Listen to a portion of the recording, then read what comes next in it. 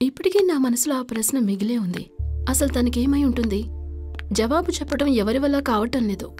అది కేవలం ఒక్కరే చెప్పగలరు. నోహా, తన్ని ఎలాగైనా కనిపెట్టాలి. కానీ ఎలా కనిపెట్టగలుగుతాం? తన అడ్రస్, పబ్లిషింగ్ హౌస్ ఏది కూడా పుస్తకంలో లేదు.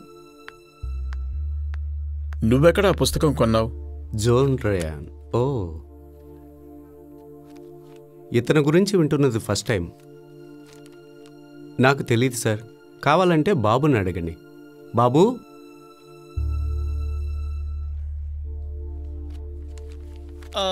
కరెక్ట్గా నాకు గుర్తులేదు. కొద్ది రోజుల ముందే అతను బాగా వయసైన వాడే. అతను మాకు డబ్బులు ఇవ్వాల్సి నుండి ఈ పుస్తకాన్ని ఇక్కడ వదిలేశాడు. మేము తిరిగి పోయినా ఆయన తీసుకోలేదు. చూడ్డానికి ఆయన అదో రకంగా ఉన్నాడు. దాని తర్వాత ఇక్కడికి రాలేదు. రెడ్డి, నువ్వేం మాట్లాడుకో. దీని గురించి విచారించి ఏ ప్రయోజనం లేదు. Really it's waste of time. ఇప్పటికే ఎంతో కనుక్కున్నాను కదా. ఏం కనుక్కున్నావు? ఒకదానికి సంబంధం లేకుండా. పూర్తిగా విచారిస్తేనే కదా కనుక్కోగలుగుతాం. పైగా ఈ సంఘటన జరిగి 3-4 ఏళ్లయింది. దీన్ని విచారించమని మనతో ఎవ్వరూ చెప్పనే లేదు. అది కేవలం నవలే.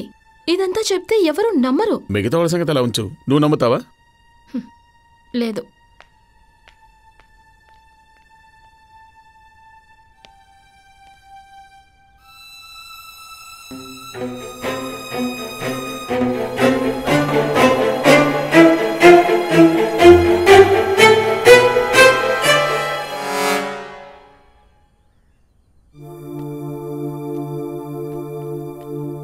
ఈ నోవెల్లో బ్యానీ అవెన్యూ అనే ప్లేస్ గురించి రాసుంది.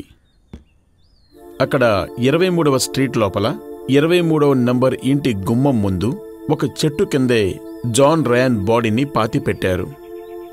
అలాంటి ప్లేస్ ఈ సిటీ లోపల ఉంటే ఖచ్చితంగా మియా హత్యకు కారణమెవరో కనిపెట్టగలం. మనమింత తిరిగాం కదా ఫ్రెడ్డీ, నీకిది సరిపోదా? అలాంటి ఒక ప్లేస్ ఉండే అవకాశమే లేదు. అలా ఉన్నా సరే నీకు తెలిసే అవకాశమే లేదు. సరే, నువ్వన్నట్టు నా ఆలోచన తప్పై ఉండొచ్చు. కానీ ఇక ముందు నీ సహాయం నాకు అవసరం లేదు. ఫ్రెడ్డీ, నేను చెప్పేది కొంచెం విను. You act like A mad.